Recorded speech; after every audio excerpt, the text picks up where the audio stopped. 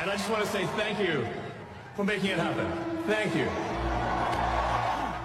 ای جماعت جن و انس، اگر می توانید از مرزهای آسمانها و زمین بگذرید، ولی هرگز قادر نخواهید بود مگر با نیروی الهی. هر که بر روی زمین است فانی است مگر با نیروی الهی.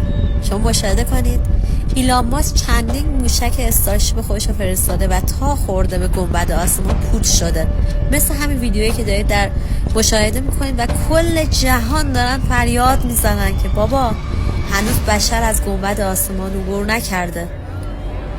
اما افرادی هستن که مسخره میکنن. مسلمونا نمیگن، غیر مسلمونا هم دارن داد میزنن، همین رو میگن گنبد آسمان نمیذاره ما از زمین گذر کنیم.